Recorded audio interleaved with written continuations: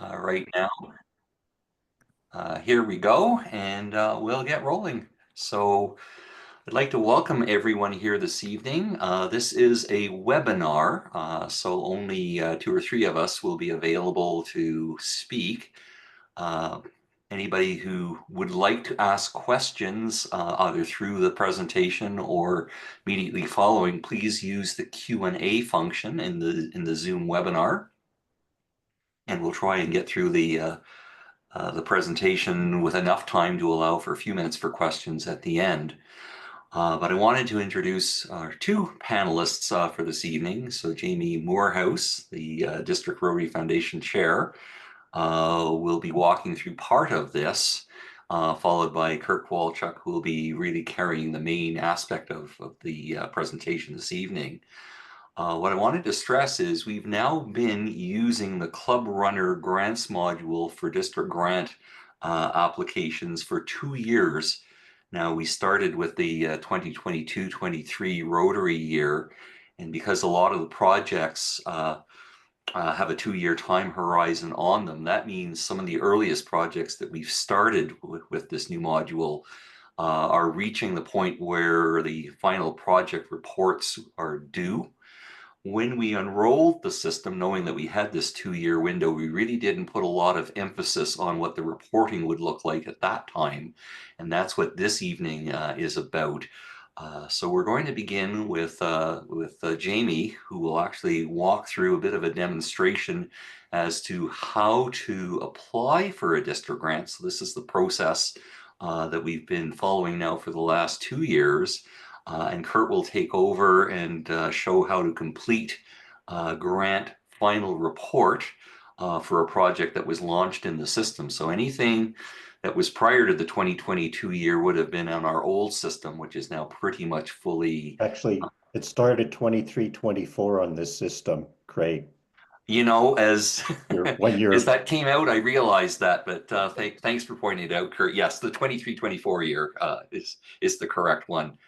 22-23 was the final year on the old system. So thanks for the clarification. So Jamie, would you like to share a screen and start walking through the grant process? You bet. Yeah, thanks, Craig. Thanks, everybody, for coming tonight. I am going to do a quick update on some rules that changed, and then a quick review on the application process before I turn it over to Kurt. So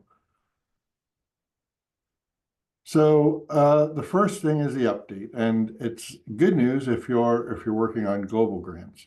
So after a thorough review of our DDF account by Craig, Kurt, and myself over the last couple of months, we discovered an accounting error going back 10 years or so. And it's just kept compounding every year. So it turns out that we actually have more DDF in our account at TRF than originally thought. So as a result, we have more to give away, and we're going to change some of the global grant rules again. Which these are what those changes are. Each club can apply for 3 lead and 3 supporting grants. It used to be 2. Each lead application can have up to 5 supporting applications for it. Meaning if you're the lead club, you can go out and find 5 more clubs to help you with your project. The other big one is there's no change to the 4,000 US gets you 15,000 in DDF, but there is a change for any of the funds over $4,000. There is a match of 1-to-1 up to a maximum of 15,000 DDF, which was originally pared back to only be 5,000, but seeing that we had some extra, we've always had the money, but seeing as how we have the money, we put it back to up to $15,000. And I realize that these changes come pretty late in the game for global grant people. So the deadline for priority 1 applications is still March 15th. But we're going to leave that open until for priority 2 till July 1st and priority 3 applications to September 1st. And that doesn't mean that you can't apply for a priority one anytime after March 15th. You certainly can. We're just gonna go on the assumption that as of March 15th, all of the priority one applications, that's day one. All of the priority two applications, day one is July 1. Priority three, it's September 1. And yeah, and we'll just we'll do that until we run out of money. So that is a quick update on global grant change. Whoops. And then we'll get on to, sorry, on to the application, applying for district grants. So there's a couple of ways to get to the application. Both of them start with going to the Rotary district website, which is rotary5360.ca. You can either get to it through the service tab. We go down to grants. You can go to the district grant subcommittee page and click the launch grants module, or you can go on through the grants and go down to apply for a district grant. So I'll do that, and that will bring you to this page. This is the starting page for all the district grants. I've already logged in. That's why I went straight there. If you click apply, you're going to need to log in with your Club Runner ID, and then it will bring you to this page. So a quick rundown of this first page. So the project name, we always want you to start with using the three-letter code for whichever type of grant you're doing. So if you're doing a district community development grant, it'll be, your project name will be DCD priority 1 or 2, and then name of project. So it would be like DCD P1 test. If you're doing a scholarship, it's DUS. If you're doing youth program, it's DYP. And that's to make it easy for us to be able to sort and tell which type of grant we're looking at. The project year is 2025, 2026. It's really the year that you're applying for the grant, the DDF for, which is, we're applying for DDF for Rotary year 25, 26. Then you simply pick your club. For me, it's Stampede Park. And you pick your name from the list. The province, the city is whatever city your club is in. And same with the postal code. And then the description. This is not the place you enter all the details. This is simply a short 2 to 3 sentence description of what the project is. For example, it's a project to install a park bench in a park. It's to buy a kitchen equipment for Boys and Girls Club, something like that. All the details come in on the next phase. And then the estimated budget is the actual cost of the whole project. Not just what you're asking for, but the actual cost. So if it's you're doing a district community development grant, so you're probably applying for $7,500 of DDF, but the project is probably $10,000 or $12,000, something like that. So you enter that in there, and then once you've got that done, you simply hit the submit button, and that has begun the initial request, which would be, it will show up right here. So in order to move forward with that, we click our project, and that opens up this page, which has these tabs going across the top here. So the details tab is basically the stuff you just entered. Plus, it now gives you the option to enter in your local club partners. So this is where you would put in, if you were doing a project and you had another club who was also going to participate in that project with you, then you would enter in that club name here so that you can look at this and see, for in this case, it'd be Calgary at Stampede Park, and for maybe the downtown club is also going to partner with us on that. And then you would see that right there. And the other partners is where you would put in who your cooperating agency is or who your implementing agency is. So that would give us that gives a snapshot of what the project is and who is involved in it, which Rotary clubs and what other organizations are involved in it. So then the next step would be to click on the application tab. And this is where we put all the details in. So you're going to come over here to general description, and there's a bit of a list of the questions that we need answered for an application. And you would just click the pencil and enter all those details in there. There are separate sections for general stuff, community assessments, sustainability, cooperating agencies, and the implementation plan. So we do that. So that's the long part, because that's the bulk of your detail. There is a separate tab for your budget, which shows as expected expenses and expected income. So expected expenses are the actual expected costs to have your project done to completion. So those expenses would need to add up to whatever that budget is you put at the beginning. So if you said it was a $10,000 budget, your expected expenses would need to total to $10,000.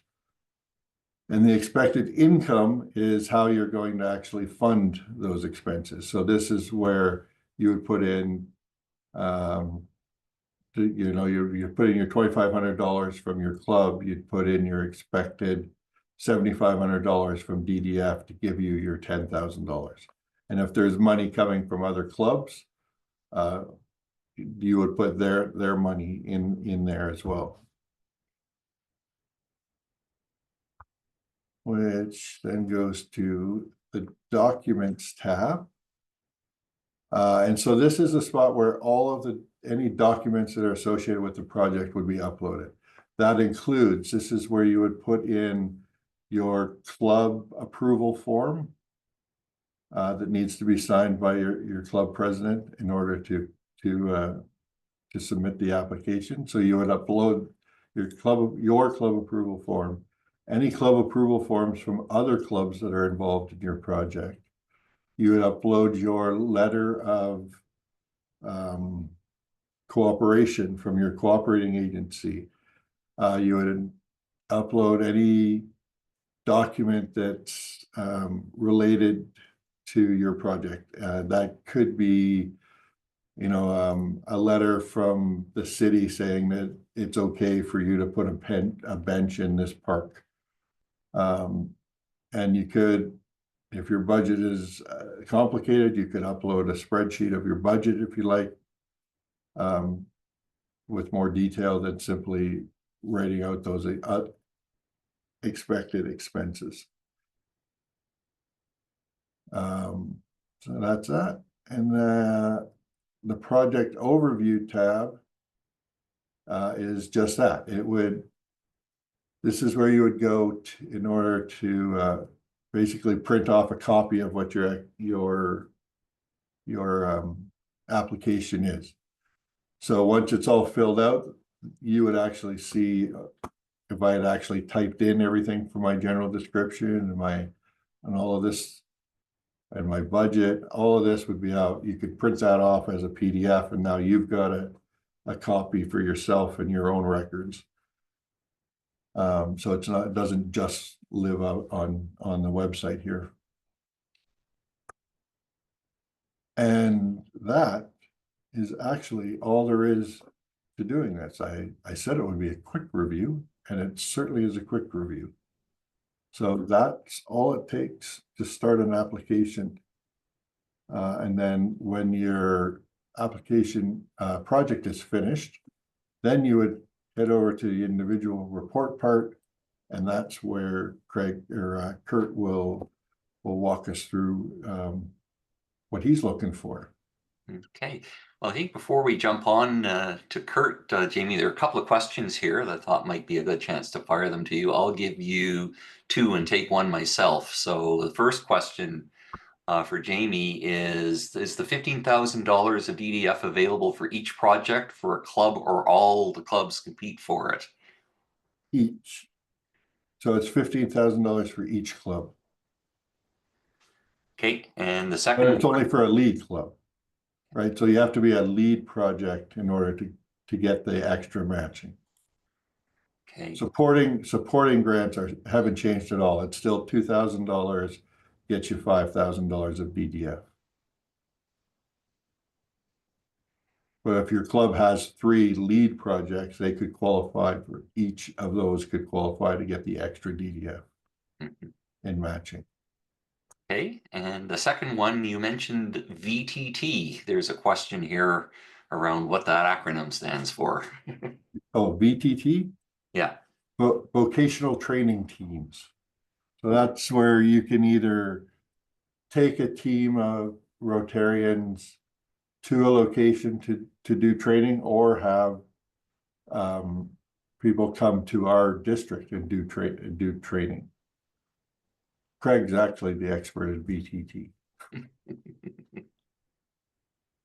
Okay, a few more questions have come in. So I'm going to take maybe one more, and then I'd like to move on to ensure that Kurt has the time to cover off his part of it, and then we can handle any of these questions at the end. But the other question that came in that I was going to answer was whether or not it was necessary to put those codes that you were showing, Jamie, at the start of the application. The answer to that is yes, we do need those. And the reason is that the Club Runner grants module really only lets us sort and filter by the project names. As it turns out, the Global Grant DDF and the district project grants are actually reviewed by different teams. So it makes it very easy for the two teams to filter and look for the projects that they're reviewing when we set things up that way. It's the same with mentioning what the P1 and the P2 projects, priority 1, priority 2. That really helps the project review teams as they go through the applications. They can look at the applications that they are interested in and filter out the rest.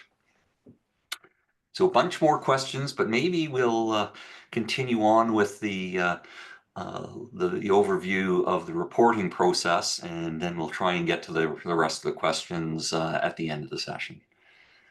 Good evening, everyone. Great to see so many people in attendance.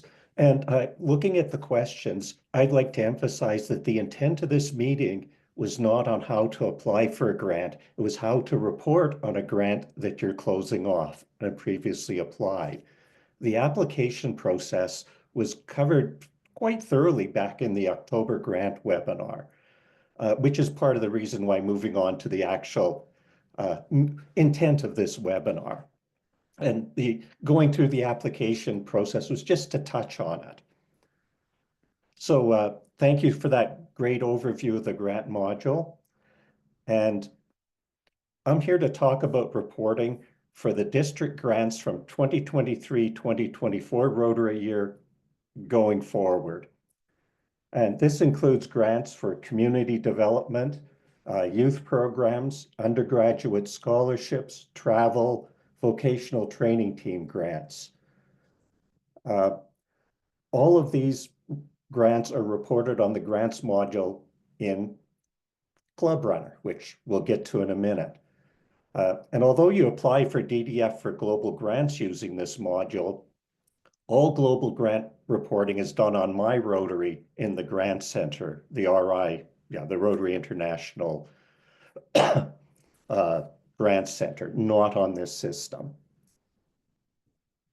So when the report monitoring team starts looking at the reports we receive, there's some things that we are looking for that are pretty similar across all types of grants.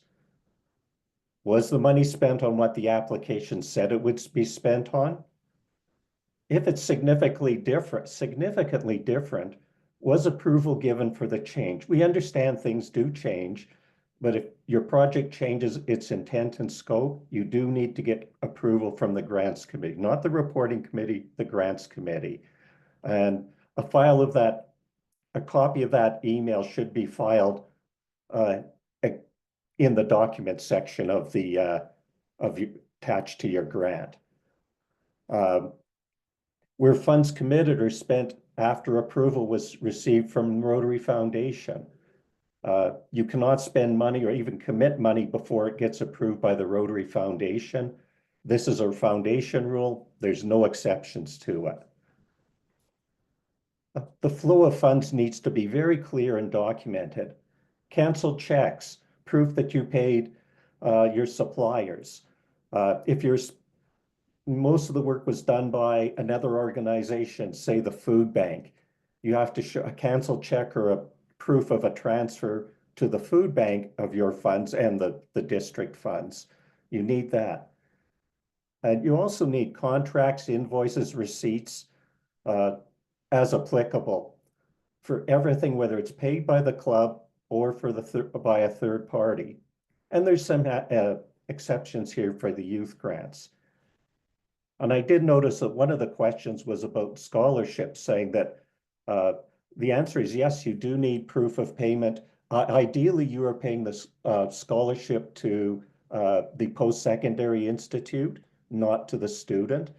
And so we need to see a proof of enrollment and show that you sent the money to the post-secondary institution. We do need that. Excuse me. So do we have any questions so far? I don't see any there. So I'm going to share my screen now. And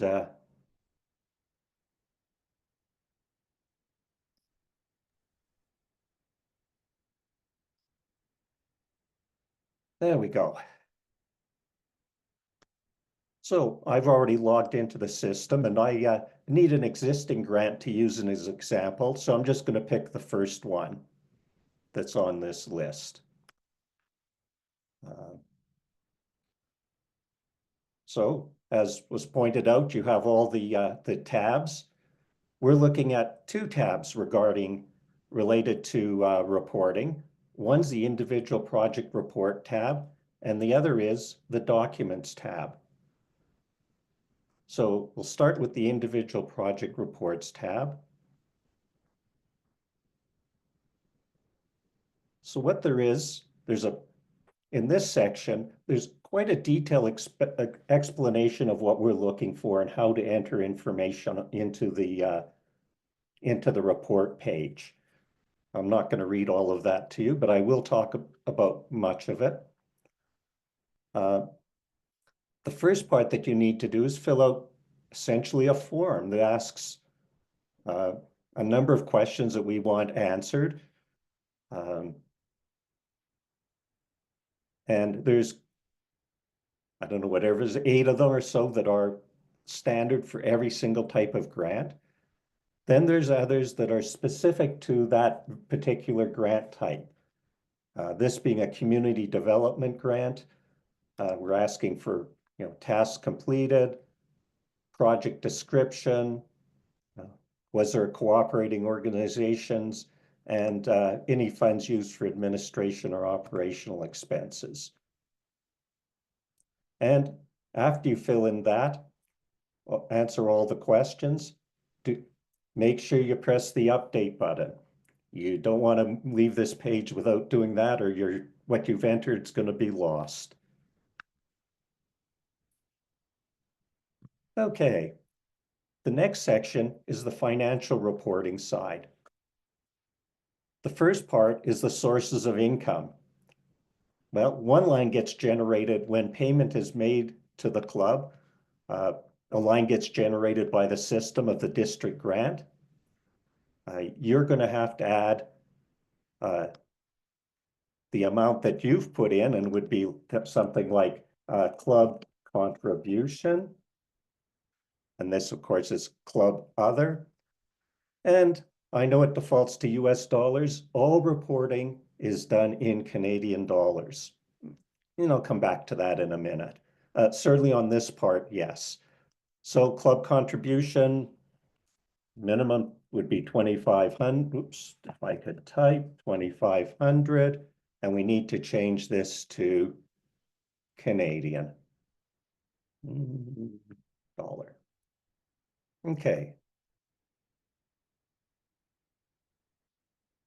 And I'm going to delete this since I'm working on a live one. If multiple clubs have been involved or contributing to it and received district grants, there could be 2 or 3, 4 lines with district grant amounts going to different clubs.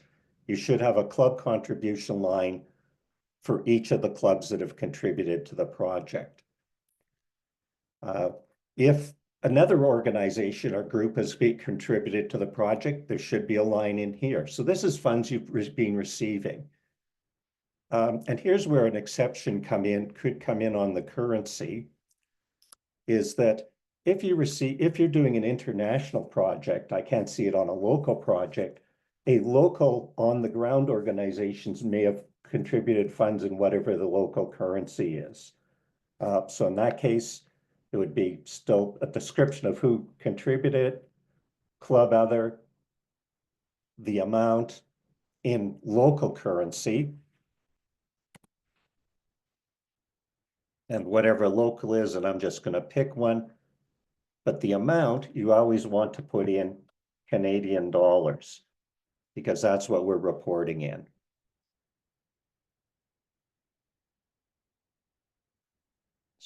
Down to where we are.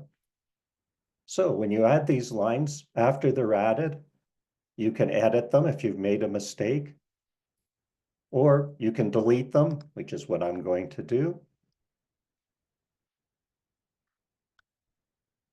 Go back down there, delete the other one I added.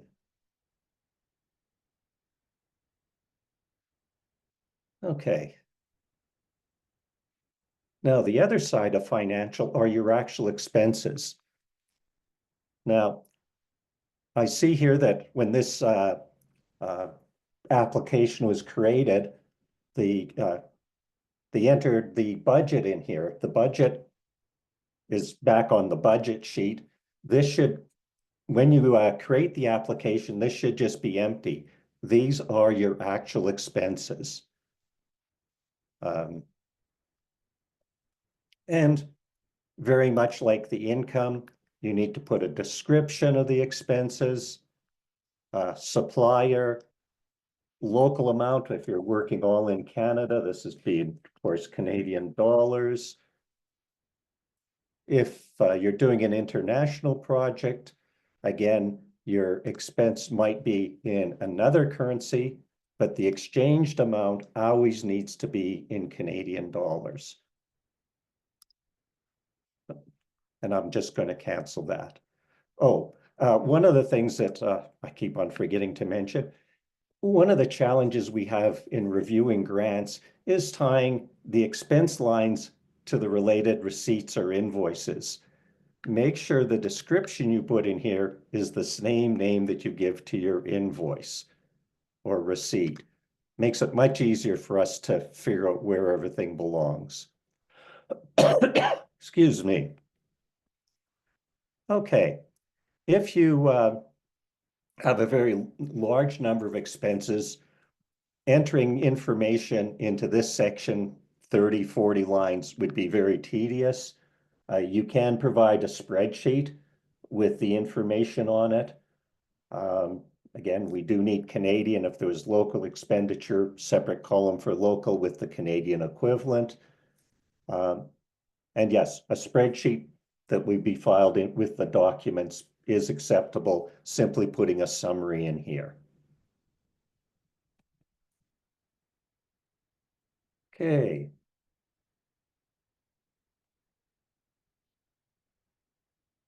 So that's really it on this page. I'm going to go to the documents page quite quickly, because here you've already had practice putting things in. The one thing we're asking is that when you go to your report, you add a folder called Final Report. And this is where you store all your invoices, receipts, proof of payment, canceled checks. If you created a spreadsheet with your expenses, this is also where you'd store it. We do have one request.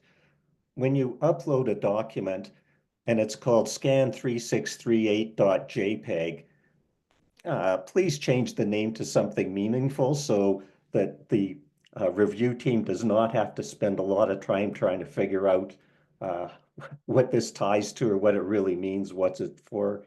Use meaningful names that tie to your either the expense list on the report page or into your spreadsheet.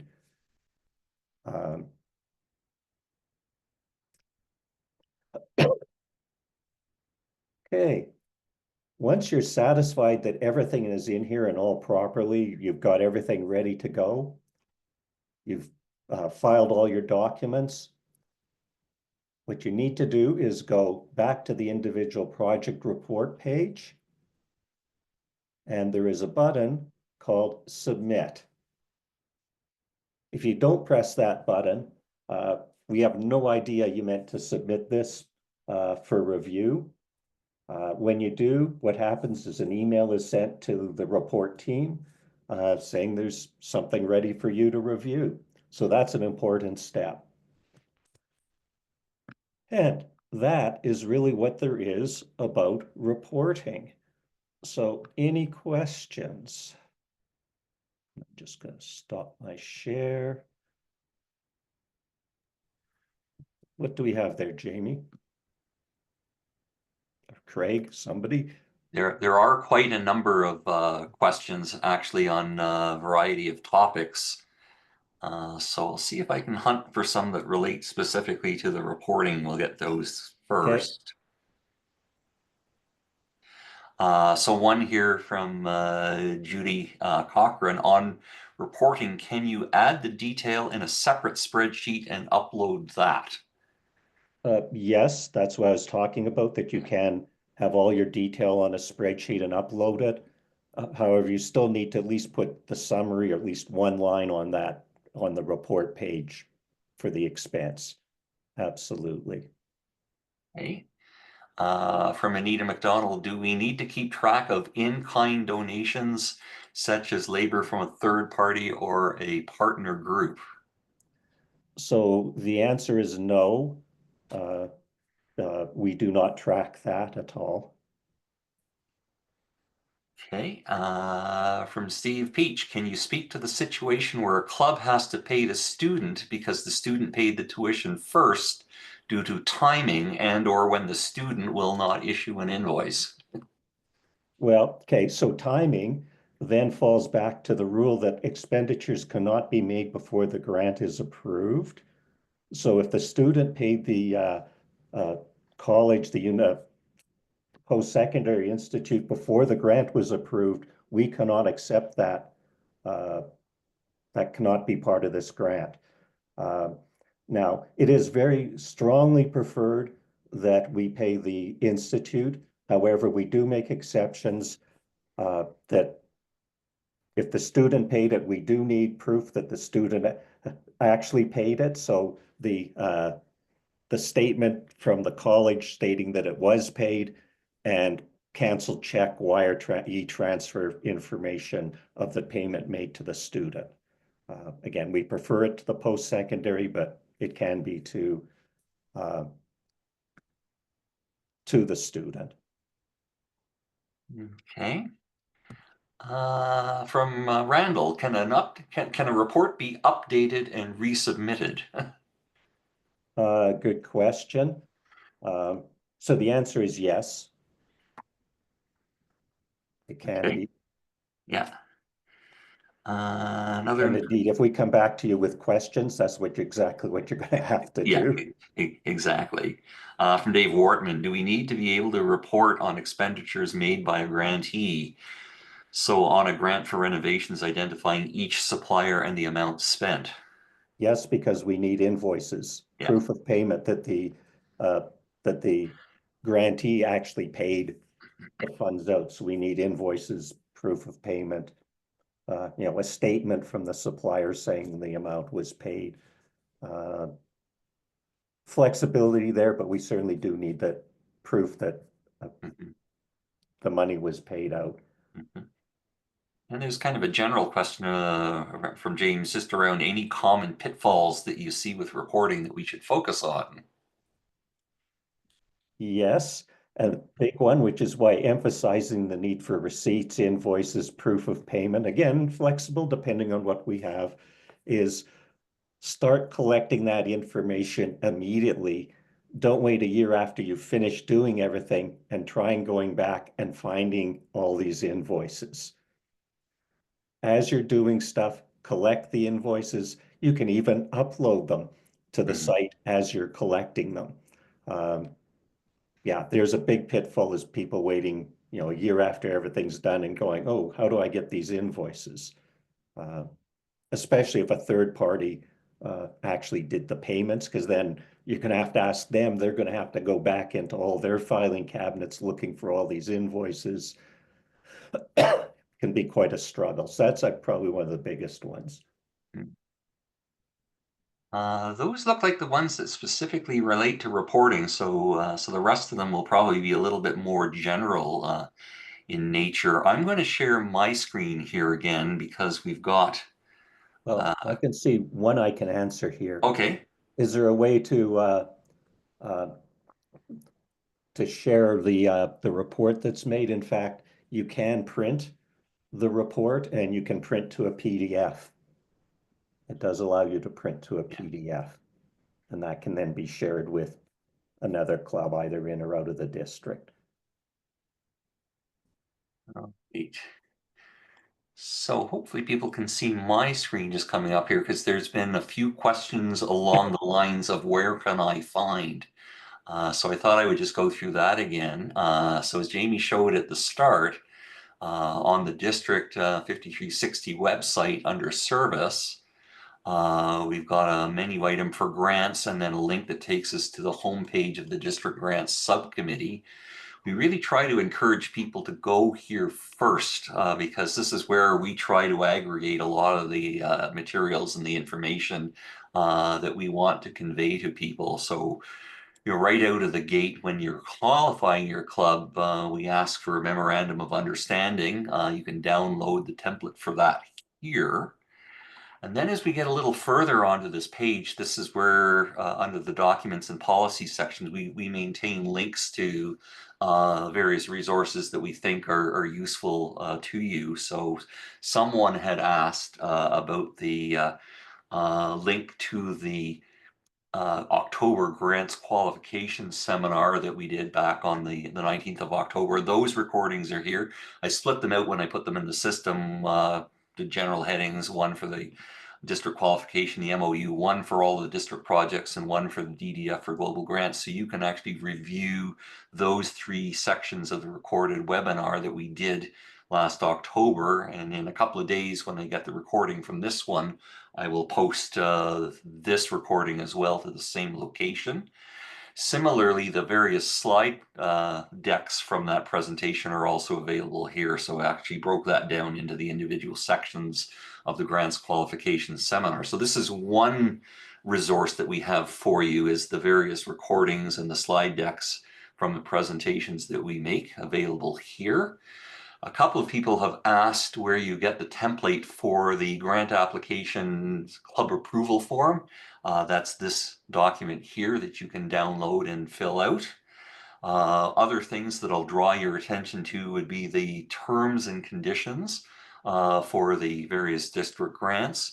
We've actually got tracking spreadsheets that people can have a look at as well that sort of show the projects over the year. So we really try to make this district grants subcommittee page, this one right here, to be the go-to resource for all things related to the district grants and the DDF for the global grants as well. So I'll stop that share, and then we can have another look to see what other questions there might be. So I got the one about the club approval form. Club approval form. Once your application is complete, do you need to press submit anywhere on the club runner system? As far as I know, the only submit button that you actually see is the one that creates the initial entry in the database. That's that very basic project detail that Jamie was showing at the beginning. As you go back into it to further complete the application, it's more like an update button that continues on from there. So yes, you will have to click submit at least once to get the project registered, and then you can go back to it as often as you need to. A couple of questions from Doug McDonald, sorry, not Doug, Doug McMillan, I apologize, that I wanted to get to as well. Looks like the first one might have already been answered. There were a couple of parts to it. One that Doug asked here, if the report is made by the lead club, is there an easy way to share with the other contributing clubs that are in and out of District 5360? I think that's kind of what Kurt was alluding to earlier, but I'll just make a comment about the permissions on the grants module. So for starters, the login credentials for the grants module are integrated with Club Runner, so it is that password, but individual users have to be enabled to see the grants module, so it doesn't come automatically. So we typically ask that the club let us know what members they would like to have added to the grants module. And conversely, if there's any they would like to have us remove from the grants module because they don't expire. So an email to us will allow us to very quickly enable individual users to use the grants module. And this is one thing we come across periodically is people say, I can't seem to find my club in the grants module. Well, that's because you are not actually authorized as a user of the grants module. It takes us only a few seconds to fix that. Beyond that, with the who can see what, the grants module basically only allows for one level of access that we grant to you, and that is you can see any and all projects that are being worked on by your own club. So you don't get to see another club's projects necessarily, which now creates a bit of an issue when you're actually a lead club and you've got some supporting clubs that you'd like to have working on the project. It is only the lead club that can actually see this, which means it would then fall to the lead club to generate that PDF report that Kurt was mentioning earlier and send that on to the other participating partners in the club, and on the grant, sorry. Do you guys see anything else that we need to address here?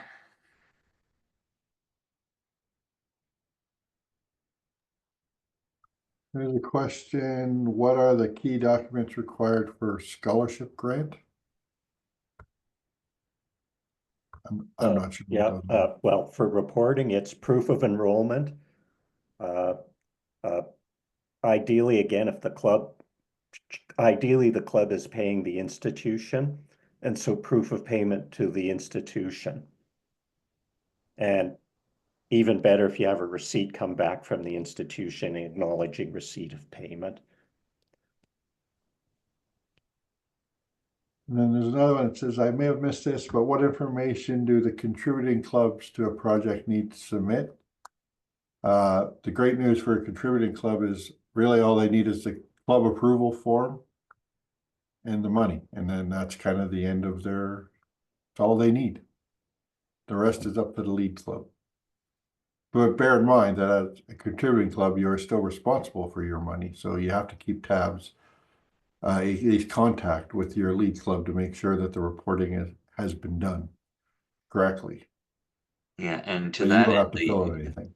the contributing, the supporting club wouldn't have access to the grants module, so they would not be able to upload the club approval form directly, which means they can do one of two things. They can either send that form to the lead club and have the lead club update the application with it, or they can send it to us and we can update the project file on their behalf. But the supporting clubs do not have direct access to the projects in the grants module.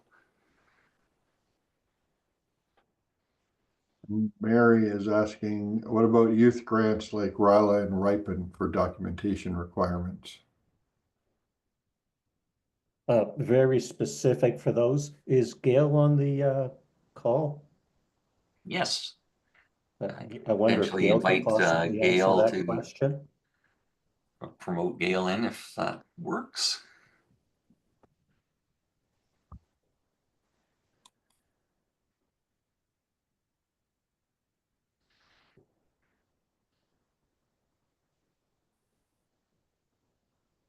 I'm not sure if she's there or she stepped away. Oh, Gail. Yeah, Hello. Oh, there you are. yeah. Just had to bring myself to life there. Okay, it's not much has changed for youth grants when it comes to the requirements. You'll find the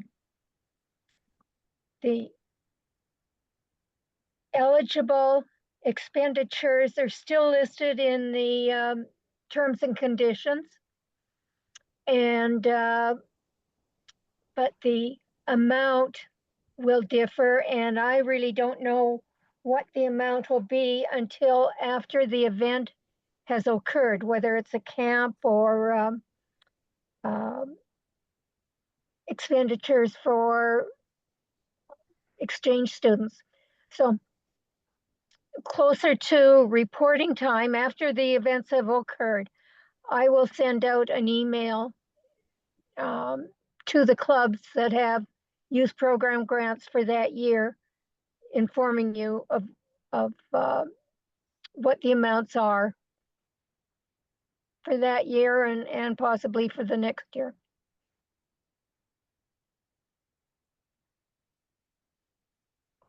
Okay, thank you. I'm just looking through the list here again. I think we've got everything.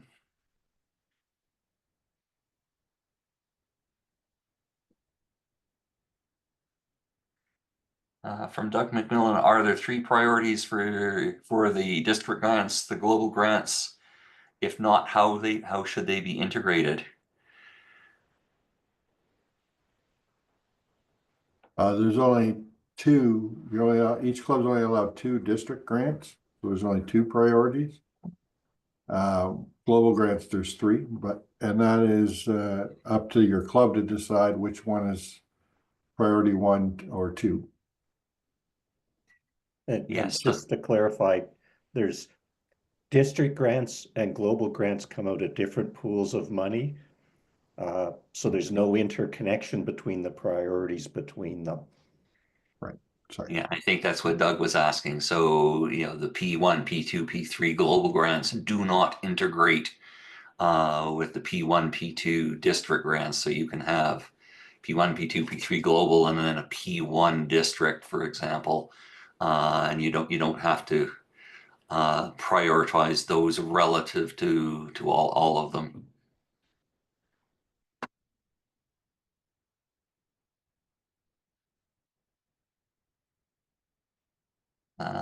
This was from Steve Peach again for Gail. Are youth grants applicable after the event the grant is for?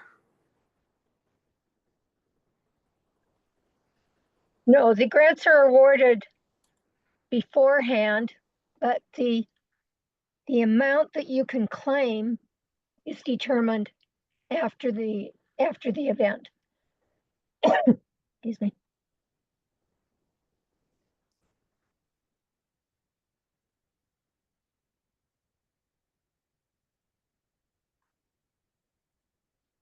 And it's a comment. I'm not sure I can follow this one. I saw in the October webinar slides that invoices, checks are supposed to be put in documents to prove payouts, but I have not seen them on any project over the last 3 years.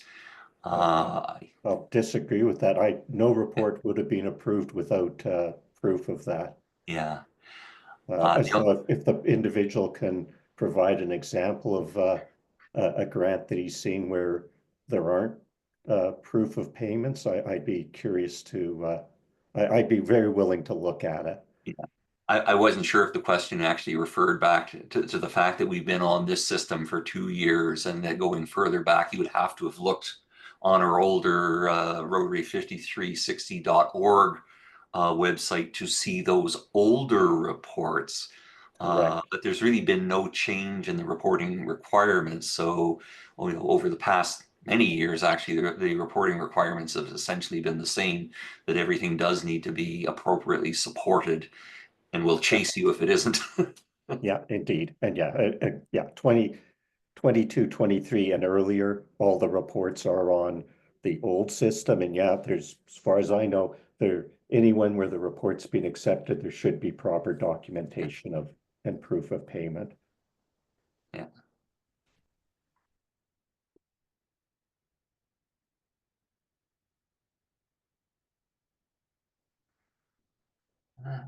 Kurt, I need your email address to send you a scholarship project. I just listed a student name. I'm not. We probably look at that in the system, I would imagine.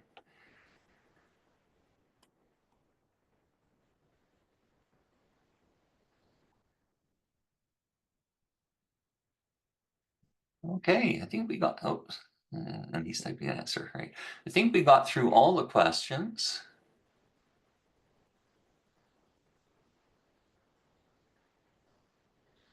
Just wait one more minute to see if there are any others.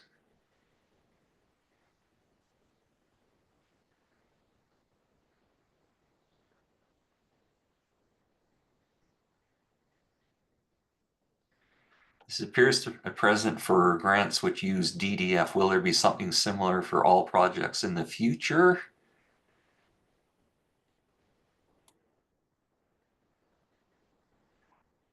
I'm not sure what that means. We're only worried about DDF. Yeah. Yeah, the term DDF really applies to all the kinds of projects that we support here. That would include the youth programs, the scholarships, the district projects, as well as the district uplift on the global grants. From our perspective, it's really all district designated funds.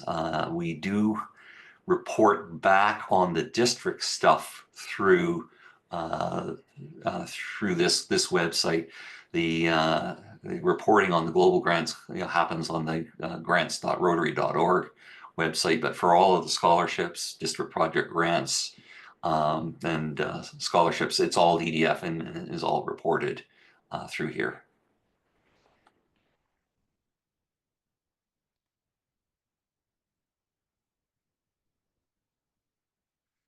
Okay, I think that brings this to a close. So I will end by thanking everyone for attending this evening. As I mentioned earlier, as soon as I get that recording, which probably take 1 or 2 days, I will post that on the district YouTube channel and create a link to it in our district grants subcommittee homepage, the one that I was showing you earlier. So look for that in a few days, and by all means reach out if you do have any questions. There's a district grants help desk email, and we're starting to introduce the branded, I should actually have put a slide up for this one, grants at rotary5360.ca will take you to myself as well. So thanks very much, and have a great evening.